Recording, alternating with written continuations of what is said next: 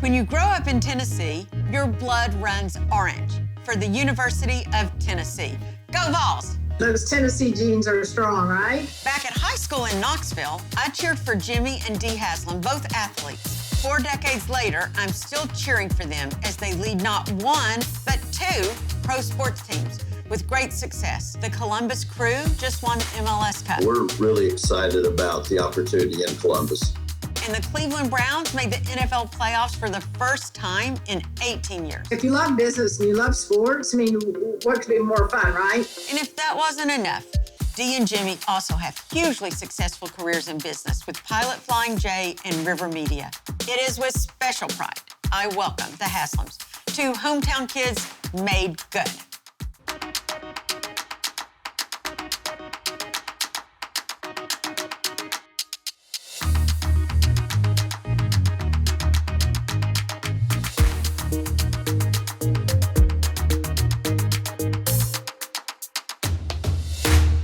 Jimmy, thank you so much for joining us today. Thank you, Monica. Thank you very much. First of all, let's talk about the small world aspect of our lives. I mean, it's crazy that I'm talking to you from San Francisco, and you all are in Cleveland, where you're the managing partners, owners of the Cleveland Browns, but we all grew up in Knoxville, Tennessee.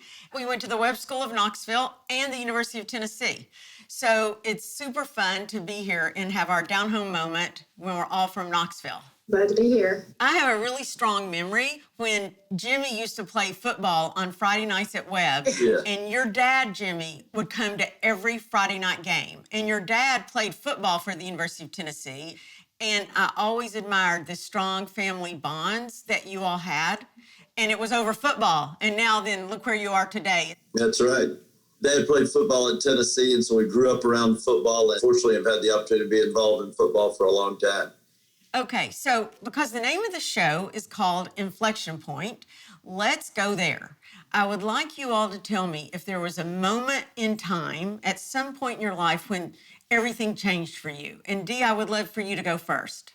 Well, I think the moment that's most current that I can remember is moving to Cleveland, Ohio, and starting working with the Cleveland Browns, leaving my lifelong career in the television business and changing towns and changing careers at a kind of a late time in life. So it was certainly a turning point and a great challenge and really exciting to be part of it. Jimmy, how about you? Well, when in 2010, we merged our company Pilot with our chief rival, Flying J, and it's something we'd worked on for 10 or 15 years, and it came to reality in June of 2010, and we created Pilot Flying J, and that was just a huge moment for our customers, our team members, and shareholders of what has now become Pilot Flying J. Dee, tell us a little bit about what River Media is, and then Jimmy, about what Pilot Flying J is. Well, I've been in a family business all my life, so I worked for my dad in the television business from the very beginning, and my entire career has been in the television business. In the late 90s, I took over our family business to run what's now River Media. Our newest show is the #1 show on HGTV right now called Fixed to Fabulous, so it fits my interests outside of sports really well. And you've been nominated for Emmys, and I know your shows are always popular, right? I remember back in the day, you were one of the first people doing these reality-based shows like Trading Spaces. Yeah, we started with Trading Spaces, and that was kind of the first reality program. And so I do feel like our company was very much a pioneer in that genre, and we since have developed it more and do everything from competition-based reality to anything nonfiction. We don't do scripted, but a lot of nonfiction. Okay, Jimmy, let's talk about the pilot companies. I know whenever I'm on the interstate, if I need gas or if I need a bathroom break or I need something to drink or eat, I always go to Pilot because they have the cleanest bathroom and they have the nicest stuff. So tell everybody here, what is Pilot Flying J? Pilot Flying J operates about 700 travel centers. So most of the viewing audience think truck stops. We're in really all 48 states. In the continental United States, and it's a business that really serves all of America, and I think that came through during the pandemic when our team members worked 24/7, didn't miss a beat, kept coming to work, which enables the trucking companies and their drivers to keep delivering goods to the stores, which, as we said, kept America open and moving. So it's been a great business for our family. It's still very interesting and it's still a growing business. Okay, so this is a family-run, booming business. And suddenly, Warren Buffett comes a-calling, the world's most famous investor. Do tell. Yeah, well, we were fortunate enough to have grown Pilot into a very large private business. And we started looking around. There was nobody in the third generation who really wanted to run the business for various reasons. And so we started thinking about succession.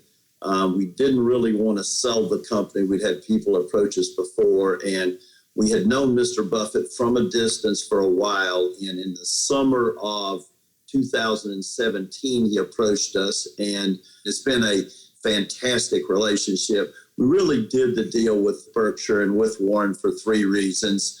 One, we wanted the business to remain in Knoxville because it's just a huge factor in the community. Two, we wanted a partner who would leave us alone. And then thirdly, we wanted to have a partner that if a large deal came up, they could help finance it. And obviously Berkshire with 100+ trillion billion on the balance sheet can do that. So it's worked out even better than we had hoped. Yeah, it's truly an honor to be a Berkshire Hathaway company. I mean, that was really important to our family. We worked really hard. And for our employees to be a Berkshire Hathaway company, it's really a source of pride. And we're very excited about it. And we were most excited about that the company will stay in Knoxville, Tennessee and continue to grow and thrive for that community. It was really important to us. It's a real value to think back to the middle of March and the world's falling apart in the country with COVID-19, to be able to pick up the phone and just say, tell us what you're seeing, Warren, tell us what you're thinking, what should we be doing? And he's literally the most accessible guy I know, and to have an hour conversation with him anytime you want to it would be hard to put a dollar value on it, I'll say that.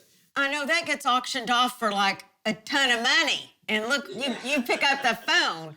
Yeah, and that's the ultimate stamp of approval that you're a Berkshire Hathaway company, isn't it? It's fantastic. Absolutely. So let's go back to football. You all bought the Cleveland Browns, what, in 2012? Yeah, October of 2012. Okay, but Before that, Monica, we were minority owners of the Pittsburgh Steelers. What's interesting is when we were part of the Steelers, we won the Super Bowl the first year. So Before we even paid for it. right. that was a really fun trick you did. I didn't even pay yet.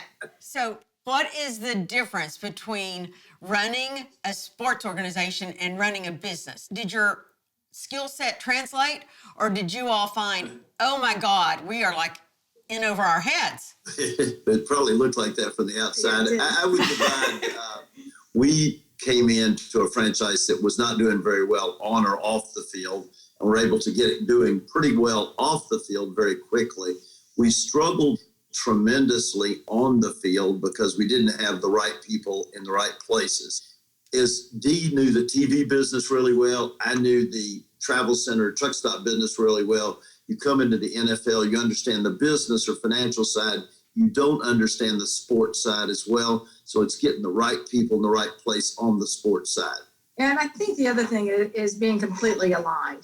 Every member of the team, from the GM, the coach, work really well together. And I think that's made a huge difference. We line up culturally. Yeah, I think the alignment and culture are equally or maybe more important due to just the high profile and the super intense nature of the business, particularly in the NFL, where everybody in the country knows how your football team did on Sunday. And when you win, it's the ultimate high. And when you lose, it's not a lot of fun. Yeah, when we win, we get hundreds of text messages. When we lose, it's crickets. And was it 2017 you had an actual winless season? We had a 2-year stretch where we only won one game, and that was exceptionally. We decided to tear the team down and rebuild, but it was exceptionally difficult time period, and we're thankful for our great Cleveland Browns fans for hanging in there with us. Yeah, I think it was really painful for us. It was extremely painful for our fans. And as as hard as those times were, I have to tell you that when you make the playoffs, the pressure of winning and wanting to win so bad, that's just another whole layer of pressure we have. So I'd much rather be in this position, of course. Now, Dee, you talked about the culture and getting that right, and that you all have done that clearly this year, because you did make the playoffs for the first time in forever. And the thing that fascinated me is your new coach implemented this thing called the 4 H's, because your players were socially distanced during COVID, but you had to bring the team together. Can you all tell us a little bit about what the 4 H's were and how that made a difference for your team camaraderie and culture this year? Well, our coach did a terrific job of bringing something to the team that his hopes was to bring everybody together. So if you told your history, your hardships, your hopes, and your heroes, it gave an insight into your life. And I think for all of our players, they were able to tell something about their life that everybody could relate to. I mean, a lot of the players have had hardships, have lost family members. They had a lot of things in common. And it was just one of the best bonding, culture building things that I've seen work within an organization. Monica, what was interesting, these are, NFL players are big, strong, tough guys. But it was amazing how vulnerable they were and how much they opened up in the sessions. And Kevin had players, coaches, people in football operations, as you mentioned, even Dee and I go through the process or the exercise. And it was particularly during this COVID year when we weren't together nearly as much as normal, it was a tremendous culture builder. That's fabulous. Yeah. And you do realize how much you have in common. I mean, I've lost a brother, the players have lost family members. And so you build upon each other's commonality by doing something like that. It was terrific. Another successful team, apart from the Cleveland Browns, is the Columbus Crew that you all own. Now, this is a Major League Soccer team, and they were going to leave Columbus. And what possessed you all to decide, let's own a soccer team? Because honestly, football to me seemed like a natural thing for you to do. We're from Tennessee. I get it. Soccer, now I think maybe your daughter Whitney was a goalie at Webb, but really, I didn't see soccer coming from you all. Well, I mean, we live in Cleveland, but connected around the state, and we were watching the story of the Columbus Crew is probably going to leave Columbus, and we know from living in Cleveland, the fan base never quite gets over when a team leaves their city, number one. So we know how heartbreaking that can be. And number two, it's really hard to get these sports teams in a community. It takes a lot of work, a lot of dollars, a lot of commitment from the community. So you do not want to leave it. You don't want to lose the team that you have. So we inquired about it, and we're loving it. And obviously we won the MLS Cup in the second year, which was a surprise to us too, but we were very excited. We had the right people at the right time, I think. When you're part of these sports organizations, you know how hard that the sports people work and the athletes work, and to see the joy on their face that they had won was just a huge thrill for Dee and I and the rest of our family. Well, you all are doubling down on your commitment to the Columbus Crew. You're in the throes of building a brand new stadium that looks like super high-tech, state-of-the-art. Is it going to be the best soccer stadium in the U.S.? We think so. We think it's going to be, it's exceptionally fantastic looking. But we thought about the community foremost in our thoughts to make something that's uniquely Columbus. When you see that stadium, you know it's Columbus. So we're real excited about the stadium. We're opening up hopefully July 1. Let's move to a different topic. The issue of social justice has been the forefront of the national conversation in recent years, and perhaps it's most visible with pro athletes. At some point, Dee, I think you had talked about that it was a tough conversation with your players. Actually, it wasn't a tough conversation. We've had a lot of conversations with our players now. We should have done it long before these issues came up. Let's talk about tough issues. But now we're able to sit down and talk about tough issues. Yeah, I would say a couple of things. That you grew up in Knoxville, Tennessee, like we do. It's not a diverse makeup of the population. And you come to a town like Cleveland where it is much more diverse. And back when the players first kneeled for the anthem, we sat down with our players and we all came away with better understandings of, well, this is how we see it. This is how we see it. here's what you could do to help. Here's what we could do to help. And Jimmy and I recognized a long time ago that the greatest social injustice is the education system. No matter where you live, you have the right to the best quality education you can get. And unfortunately, the way our systems are set up, that's not reality. And, a lot of our children are left behind because of where they live. So Jimmy and I started really working hard in those areas. And really what happened with our players, they piled on. They gave with their money, their hearts, to be involved in the digital divide, and we're able to crack down on that in East Cleveland, which is the fourth poorest city in the United States. So our players are all in. They're very much engaged and really relate to this education issue. So we couldn't be more excited about having them as partners and us being partners with them and attacking some of the social justice issues.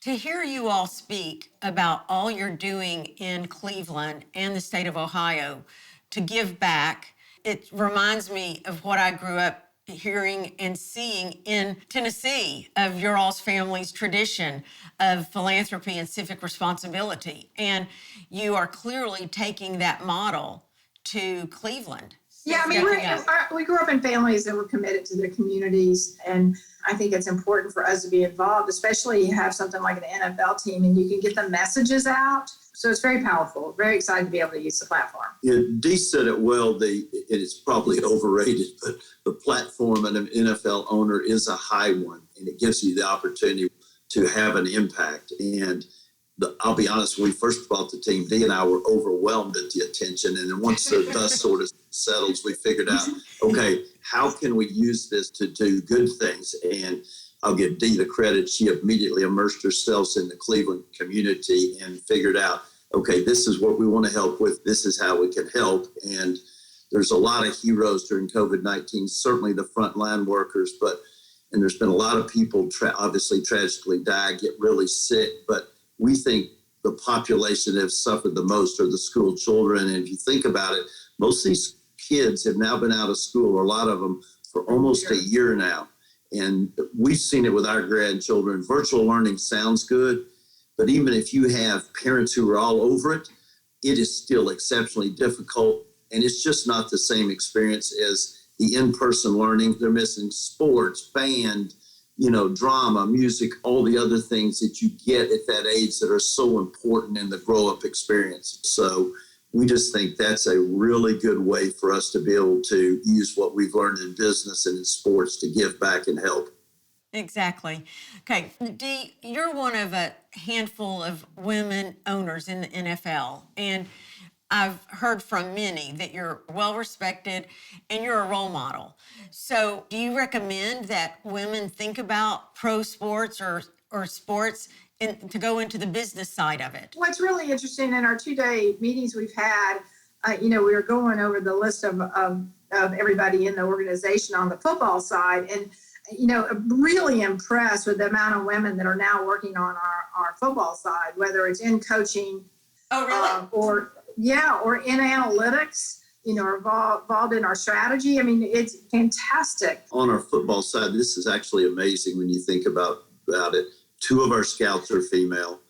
We have our assistant to the head coach who also does some coaching and actually was an assistant coach during 2 games while our regular assistant coaches had COVID. So she actually coached in 2 games. First time that ever happened.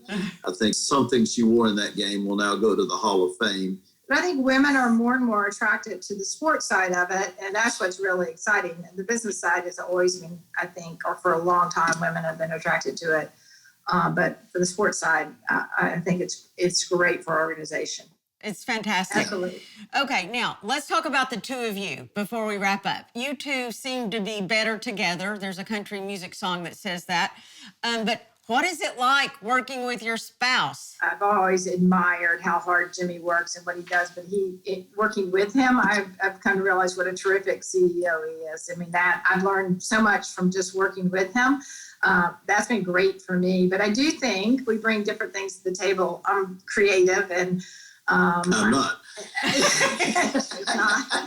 So we're so very different in our approach, and I think it's really helpful for us. But our daughter and son-in-law now work with us full time. And so went back to a family business, and we're very used to that. And hopefully the people we work with enjoy working in a family business, because that's pretty much what we are. You're both strong-willed people who have run your own businesses. Do you disagree, and how do you handle it? Or do you not? We do disagree, but I think we've learned who's best in what lane, and Dee is super creative, comes by that naturally.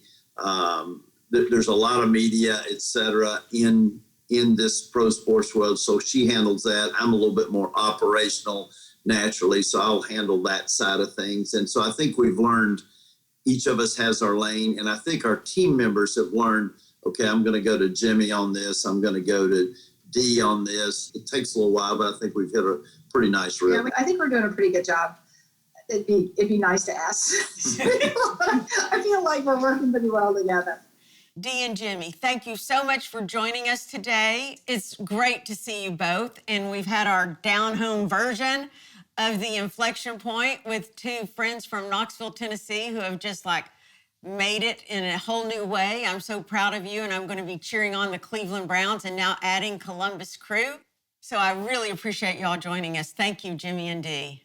All right, Monica, thank you. Thank you.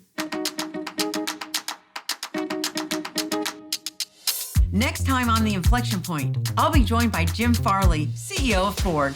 What is it about cars that you love? It's changed over the years, but initially it was independence. Like, I get my car and I could do whatever I wanted. We are a family company, and that sense of service doesn't stop when you're the CEO. As someone who's grown up in the car business, an electric car is just a better car. That's surprising for you to say. It's time to be decisive. I do not want to take the easy way. I want to take the hard way. That was an inflection point. I wanted to follow my heart.